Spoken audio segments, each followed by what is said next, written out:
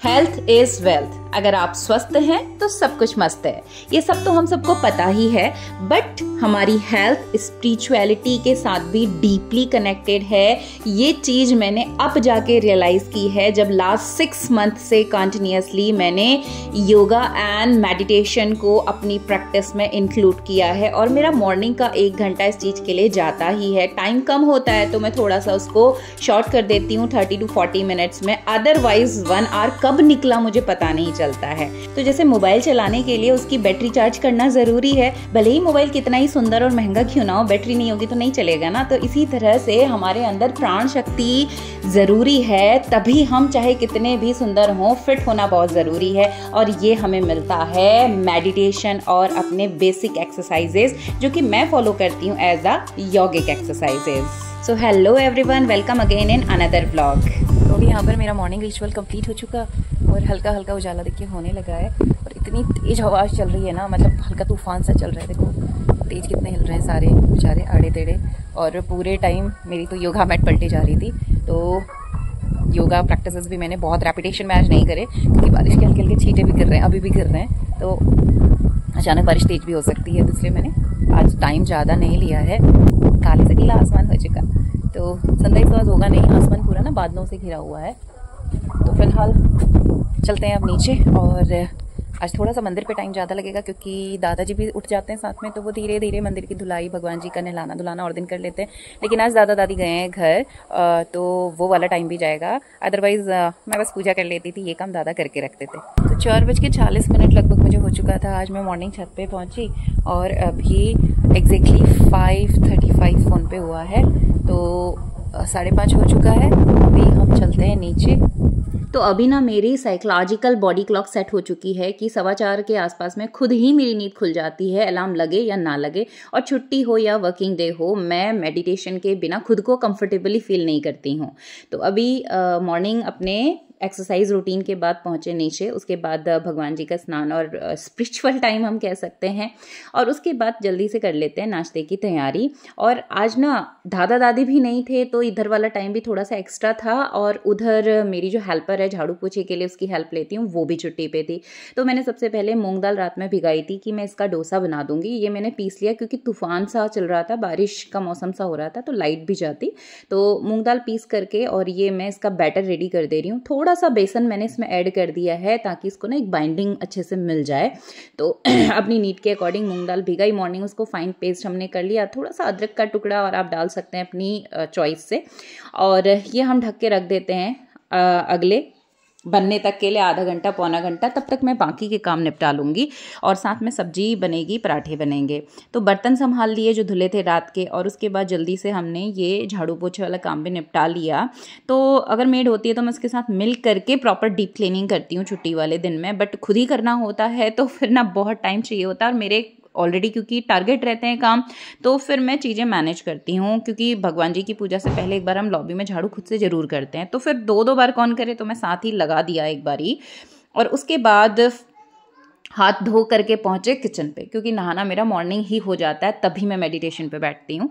और यहाँ पर हमारे बनके रेडी हो चुके हैं बढ़िया से मूंग दाल वाले टेस्टी डोसा। तो बच्चे दाल खाने में ना बहुत नखरे करते हैं, और यही सोच के मैंने ये बनाया। तो भी नखरे वो कर ही रहे थे, बट फिर भी anyhow comparative to that cooked dal, इस फॉर्म में वो उसको खा लेते हैं। तो मैंने उसको बड़ी मुश्किल से मना के ये खिलवाया था। तो भिंडी की सब्जी, डोसा, इसके साथ में था रायता, और साथ में मैं यहाँ पर आटा भी कर रही थी क्योंकि इसको धीमी आंच में पकाना पड़ता है। जितनी देर खड़ी रही उतनी देर में कुछ कुछ काम कर लेती हूँ। तो बढ़िया से इसको हम स्प्रेड कर लेते हैं। नॉन स्टिकी पैन में इसके लिए यूज़ करती हूँ, और बहुत बढ़िया से आराम से बन गए थे। डायरेक्टली आप दाल यूज़ करें तो कभी कभी होता है कि शायद वो प्रॉब्लम कर सकता है, तो आप उसमें थोड़ा सा 1/4 अगर बेसन भी ऐड कर लेंगे तो बाइंडिंग अच्छी मिल जाती है इसको। तो बढ़िया से ये नाश्ता बनके रेडी हो गया है। और जोशी जी के लगभग ऑफिस का टाइम होने को था, 7:30 पौने 8 होने को था, 8 बजे निकलेंगे, तो इनको आज जाना था। So thank you very much for this fantastic and delicious breakfast. Thank you. तो इनका टिफ़िन रख के इनको किया टाटा बाय बाय, साथ में बच्चों को खिला दिया। और उसके बाद से जल्दी से ये क्लीनिंग वर्क हमने निपटा लिया। जो भी बर्तन हैं, बीच बीच में भी जो फ्री टाइम होता है ना, मैं बर्तनों को भी निकालती रहती हूँ। खड़े रहने से अच्छा है कि बर्तन धुल जाएं। तो अभी नाश्ता पानी करके ये दूसरी बार के बर्तन है एज यूजुअल, पता नहीं मेरे घर पे बर्तन ज्यादा लगते हैं। तो ये सारी क्लीनिंग हो गई है, किचन काउंटर टॉप क्लीन कर दिया है, सब्जी बची है, पराठे भी बच्चों के लिए बना के रख दिया है दिन के लिए। बस अब निपटाते हैं बाकी काम। और ये जो स्टैंड है ना काफी यूजफुल रहता है क्योंकि इससे ऊपर के बर्तन तो पूरे ड्राई हो जाते हैं, तो पहले मैं ऊपर धो के डालती रहती हूँ और लास्ट में पानी निकल जाता है, तब नीचे वाले बाउल्स को, जैसे आपने देखा होगा ना बाद में मैं सारे बाउल्स एक साथ यूज कर रही थी वॉश करने के लिए, तो अब इसमें ऊपर से पानी नहीं गिरेगा, तो ये भी मैक्सिमम सूख जाते हैं। अगर पानी ज्यादा नीचे हो जाता है तो ट्रे पे पानी इकट्ठा हो जाता है, टच होता है तो नीचे पोंछ करके इनको हम संभाल लेते हैं, ऊपर वाले तो फुल ड्राई हो जाते हैं। तो इट्स वेरी यूजफुल। ये ऑनलाइन मैंने परचेस किया था 400-500 की रेंज में, काफी अच्छा और बहुत ही यूजफुल है। 3 से 4 साल इसको हो चुके हैं मेरे पास। कुछ काम निपट जाते हैं, जब भी छुट्टी होती है तो टारगेट होता है कि हाउस होल्ड भी तो संभालना ही होता है, बीइंग अ वुमेन आपको करना ही होता है, तो वो सारे कामों को निपटा लेते हैं। तो अभी टाइम हो चुका है, मैं दिखाऊं आपको, ये देखिए 9:15 हो चुका है लगभग। तो ये ब्रेकफास्ट क्लीनिंग और ये सारा काम निपट गया है। अब आज ना मेरे पास कपड़े कल बहुत धुले थे, बेडशीट वगैरह सारी चेंज करी थी, जिसमें 1 घंटा मेरा पूरा जाना है, और मृदुल की अलमीरा का हाल है खराब, वो क्लीन करनी है। तो ये टास्क हैं जो मेरे 2 घंटे के समय को ले लेंगे, और करते करते 12 बज जाता है। उसके बाद बच्चों को रिविजन कराना है और फिर थोड़ी देर हम कर लेंगे रेस्ट। तो अभी तो पहले हम क्या करते हैं, बढ़िया सी एक घुट बनाते हैं चाय, क्योंकि हल्की सी बूंदाबांदी बौछार बारिश की हो रही है। सुबह छत पे भी मैं गई थी तो बूंदे गिरने लगी थी, लेकिन बारिश हुई नहीं, बट अभी अभी हल्का हल्का सा छिटाने लगा है, हल्के हल्के छींटे गिरने लगे। तो मॉर्निंग तो हम चिया सीड वाटर लेते हैं, छुट्टी रहती है तो 1 कप चाय ले लेते हैं, अदरवाइज मॉर्निंग रूटीन में चाय है नहीं, बट अभी पी लेते हैं, मन कर रहा है तो बढ़िया सी इलायची वाली बनाते हैं चाय। फिर मिलते हैं आपसे क्लीनिंग।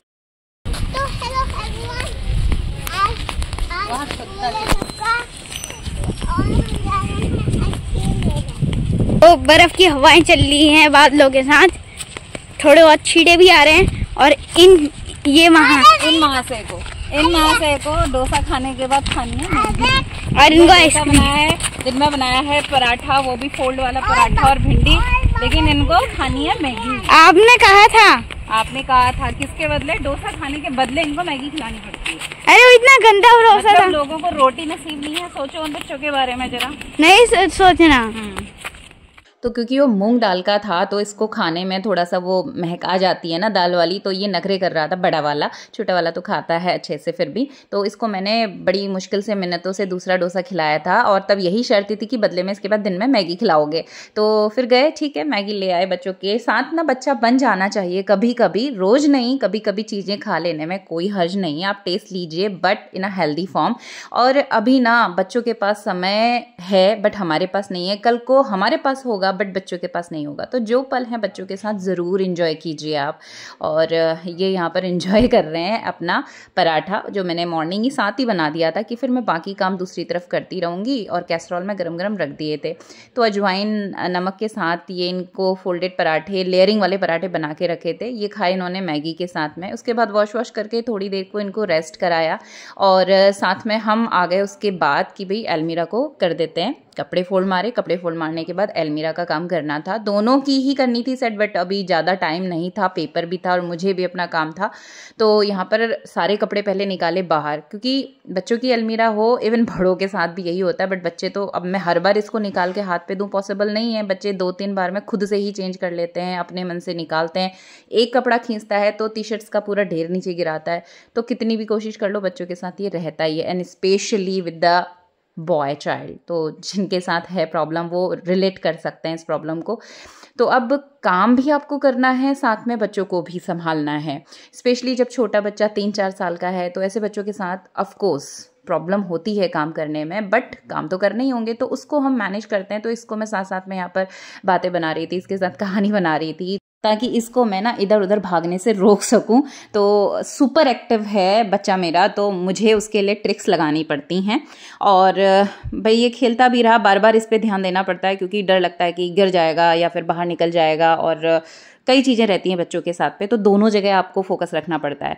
और इसके ऊपर वाले रैक पे भी ना मैंने कुछ इसके वुलन्स भी डाले हुए थे और कुछ 1-2 गद्दियाँ। और ये पता है जब मृदुल 1 ईयर का था, यानी जब हुआ था छोटा, तो उसके लिए मैंने ये बेडशीट्स का बनाया था, छोटी सी गद्दियाँ जो हम लोग बनाते हैं, तो बाकी मैंने दे दी थी, बट हर इसका एक एक पेयर मैंने संभाल के रखा हुआ है, तो वो मैंने ऊपर इसके रख दिया। और फाइनली ये अलमीरा हो चुकी थी हमारी रेडी कंप्लीट। यहाँ पर नीचे बुक्स वगैरह भी और बैग्स के साथ अरेंज कर दिया। अब दूसरी तरफ का शेल्फ हम छोड़ देते हैं, वो क्लीन ही है वैसे भी, पापा वाली साइड है उधर पे। और इसके बाद फटाफट से डस्टिंग भी हमने कर ली, क्योंकि बाकी मेन एरिया में तो होती रहती है रोज ही, लेकिन जो इसका स्टडी रूम है ना, यहाँ पर ऊपर सामान रखे हुए हैं तो उठा करके करना पड़ता है। तो ये मेरा इवनिंग में या छुट्टी वाले दिन में ऐसे करके ही होता है, 2 दिन 3 दिन में। और यहाँ पर धूल एकदम नहीं आती है, बट हल्की डस्ट पार्टिकल्स तो आ ही जाते हैं।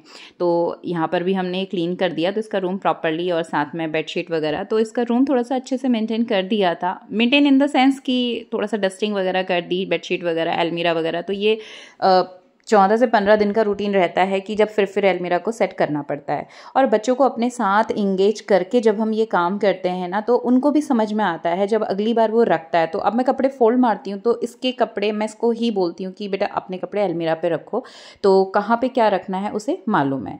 तो फाइनली ये सारा काम निपट गया। और ये छोटा सा स्टडी लैम्प हमने, टेबल लैम्प, ऑनलाइन अभी फ्लिपकार्ट से ऑर्डर किया है। मुझे कल ही ये रिसीव हुआ था। क्यूट सा है, अच्छा सा है, क्योंकि यहाँ पर ना जब मनु स्टडी करने बैठता है तो लाइट का थोड़ा सा कम रहता है, तो इसलिए यहाँ पर मंगवाया। तो फाइनली मृदुल का ये स्टडी रूम कर दिया है थोड़ा सा टाइडी, नीट एंड क्लीन। अलमीरा सेट कर दी है, और ये स्टडी टेबल, ये ज़्यादा देर रहता नहीं है। एक्चुअली डस्टिंग नहीं करी थी 1 हफ्ते से। यहाँ भी ना धूल कलेक्ट, पता नहीं कितना ही भी बंद है सब चारों तरफ, बट फिर भी धूल आ ही जाती है। तो हल्की धूल यहाँ हो गई थी, वहाँ पर डस्टिंग वगैरह कर ली। और ये मृदुल का स्टडी टेबल, स्टडी लैम्प को कर देते हैं ऑफ। तो बस कुछ ऐसा ही रहता है छुट्टी वाला दिन, जिसमें मैं कुछ 1-2 एक्स्ट्रा काम प्री प्लान करके रखती हूँ, जो कि रूटीन बेसिस पे नहीं हो पाता है। तो ये थी एक छोटी सी शेयरिंग आप सबके साथ में। और आप चीज़ों को अगर रिलेट कर पाते हैं तो एक ज़रूर से लाइक कर दीजिएगा, कमेंट भी प्यारा सा ड्रॉप ज़रूर से कर दीजिएगा। मिलती हूँ अगले वीडियो में अगली शेयरिंग के साथ। तब तक के लिए stay connected. Thanks for watching and bye bye.